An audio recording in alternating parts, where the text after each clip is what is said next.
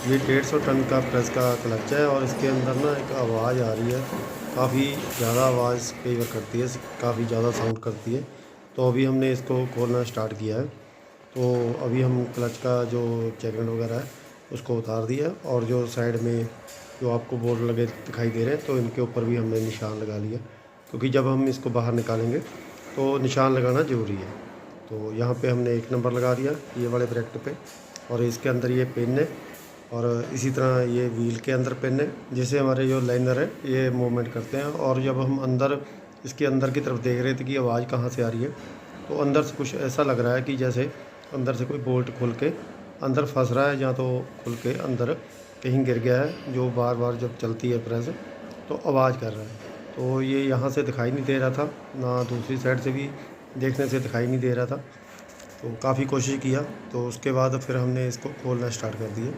और खोलने के बाद अभी हम इस क्लच को बाहर निकालेंगे। अभी यहाँ से आपको दिखाई दे रहे हैं कि बोल्ट के नट है जो कहीं ना कहीं गिर गए हैं या ख़राब हो गए हैं। तो अभी हम ये सामान आगे से खोल दिया, जो पाइप वगैरह लगी है जिसके अंदर से एयर जाती है। इस क्लच के अंदर ये अलग से पाइपें लगी हुई हैं, और जो पहले क्लच होते हैं जो ज़्यादातर मैं दिखाता हूँ, तो ये दूसरे होते हैं जिनके अंदर पिनें लगती हैं और दोनों उसके लाइनर अलग से निकल जाते हैं बाहर जब भी निकालने हो। तो इसके अंदर क्या है कि जो एयर है जो क्लच के अंदर जाती है वो ये अंदर से सुराख है, और वहाँ से जाती है, मतलब कि शाफ्ट के अंदर से सुराख किया जाता है, उसके अंदर से होके इस क्लच के अंदर जब एयर जाती है तब ये मूवमेंट करता है। तो जो अभी हमने क्लच खोला है उसके अंदर क्या है कि उसके बाहर की साइड 2 पॉइंट लगे हैं, वहाँ से हमने हवा दी हुई है और उससे ये मूवमेंट करता है। अभी हम इसको पोल लिफ्टर की मदद से चैन डाल के इसको थोड़ा खींचने की कोशिश करेंगे, क्योंकि ये थोड़ा जाम था और कूलर भी लगाया, लेकिन ये क्लच है जो बाहर नहीं आ रहा। इस क्लच की जो फिटिंग देख रहे हैं आप, इसकी जो रिपेयरिंग है वो आसान है करनी, क्योंकि इसके अंदर अलग से बोल्ट दिए गए हैं जो आपको दिखाई दे रहे हैं, जो पिनें लगी हुई हैं जो मूवमेंट करती हैं। तो इसको खोलना और निकालना आसान है। और दूसरा जो जिसके अंदर ज़्यादा पिनें होती हैं जो मैंने पहले आपको दिखाए, तो उसके अंदर क्या होता है कि डबल पिनें जो टूट जाती हैं, तो छोटी छोटी होती हैं तो ज़्यादा दिक्कत करती हैं। अभी हमारा जो क्लच है काफ़ी हद तक बाहर आ गया है, तो अभी हम इसके अंदर के देखने की कोशिश करेंगे। तो ये देखिए जो इसके साथ प्लेट लगी है लाइनर के साथ, तो उसके थोड़े बोल्ट हैं जो वो खुल गए हैं। खुलने के बाद क्या है, उनकी चूड़ी भी है जो डैमेज हो चुकी है। अभी हमने काफ़ी हद तक जो क्लच है बाहर निकाल लिया है। अभी हम इसके ऊपर पंजा डाल के और थोड़ा इसको ऊपर उठा के बाहर निकालने की कोशिश करेंगे, क्योंकि ऐसे ही अगर खींचेंगे तो गिरने का चांस है।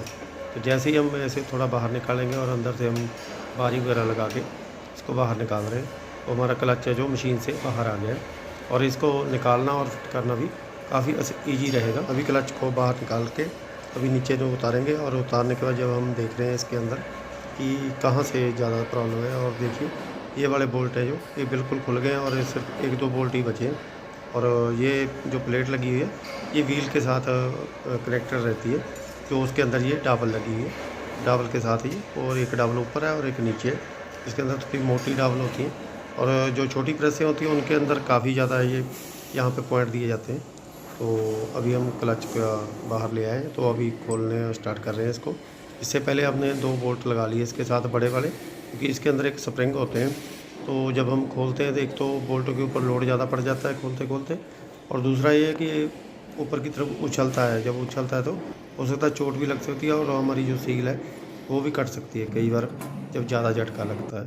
तो इन बोल्टों को खोलने के बाद अभी हमने क्लच अलग कर लिया इसके अंदर से। और ये वाली जो हमारी प्लेट है इसके बोल्ट है, देखिए ये एक साइड के प्लेट के बोल्ट है टूट गए, मतलब ख़राब हो गए। अभी इसके अंदर देखेंगे कि चूड़ी डालनी है, क्या करना है, तो इनको अभी हम निकाल के अलग कर दें।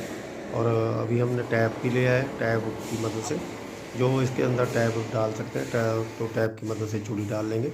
जो लाइनर है उनके अंदर चूड़ी है प्लेट के अंदर, और जो इसके साथ प्लेट है वो फ्री है। और हमने इसके अंदर टैप लगा के, और इसी तरह दूसरे के अंदर टैप लगा के अच्छी तरह चूड़ी डालने के बाद, और जो बोल्ट हैं वो अच्छी तरह इसके अंदर टाइट कर देंगे। और टाइट करने के बाद अंदर से अलग से भी एक बोल्ट लगाएंगे, नट लगाएंगे इसके साथ, ताकि पूरा चेकनट हो जाए। और इनके अंदर एक बाशल ज़रूर डाल लें आप, स्प्रिंग बाशल होती है, और स्प्रिंग बाशल है जो, तो अगर आपका बोल्ट कभी लूज नहीं होगा तो थोड़ा झटका भी लगेगा तब भी ये बोल्ट है जो टाइट रहेगा। कि इस स्प्रिंग का, ये वाशल का ये फ़ायदा रहता है। तो अभी हम इसको अच्छी तरह से टाइट कर देंगे और स्प्रिंग वाशल भी लग गई, बोल्ट भी लग गए और ऊपर की प्लेट को भी बोल्ट लग गए। और अभी हम इस क्लच की जो लाइनर की प्लेट है इसको फिट करेंगे, क्योंकि बाकी सारे इसके लेदर भी बिल्कुल सही है और स्प्रिंग भी। और ये हमने अभी डिस्क जो इसकी प्लेट है उसको रख लिया है इसके ऊपर, और जो इसकी सील है उसको थोड़ा सा दबाना पड़ता है कई बार, क्योंकि जब हम इसके ऊपर रख रहे हैं तो ऊपर वजन आने से जो सील है थोड़ी सी बेंड हो जाती है, तो ये आराम से डल जाती है। और नीचे पिन है इसकी, और पिनों के अंदर ये अच्छी तरह बैठ जानी चाहिए। और उसके बाद ये आपकी लाइनर प्लेट है, जो पहले एक लाइनर प्लेट नीचे होगी, उसके बाद डिस्क प्लेट होगी, और उसके बाद फिर एक लाइनर प्लेट है जो ये ऊपर इसके आ जाएगी। और इसके ऊपर अभी हम ये जो जहाँ से एयर जाती है इसके अंदर, ये देखिए इसके अंदर 2 सुराख दिए गए हैं यहाँ पे, और यहाँ पे भी सुराख करके आप एयर इसके अंदर दे सकते हैं। तो इसको प्लेट को भी हम ऊपर लगाएंगे, और ऊपर लगाने से पहले आप एक बार चेक कर लें कि आपकी जो चाबी कटी हुई है इसके अंदर और जो नीचे सील है, तो सील के ऊपर रखते समय थोड़ा ध्यान रखें कि सील कहीं बेंड ना हो जाए और टूट ना जाए। और उसको रखने के बाद आपने जो जो ऊपर मैं चाबी दिखा रहा था, जो बोर के अंदर 2 चाबियाँ हैं, उनको ज़रूर नीचे वाली चाबी के साथ मिला लें, ताकि जब आप फिट करेंगे तो बाद में आपको दिक्कत ना करे, क्योंकि चाबी नहीं रहेगी तो ये फिटिंग अच्छी तरह से नहीं हो पाएगी। तो दोस्तों, ये वीडियो आपको कैसी लगी लाइक और शेयर ज़रूर करें, और मेरे चैनल को ज़रूर सब्सक्राइब करें ऐसी और वीडियो देखने के लिए। और उसी तरह से हमने 2 बोल्ट हैं जो हेक्स बोल्ट, तो इसके साथ लगा लिए, और लगाने के बाद इनको टाइट कर देंगे, और साथ में जब प्लेट सट जाएगी उसके साथ बोल्ट टाइट करके इसको मशीन के ऊपर फिट कर देंगे।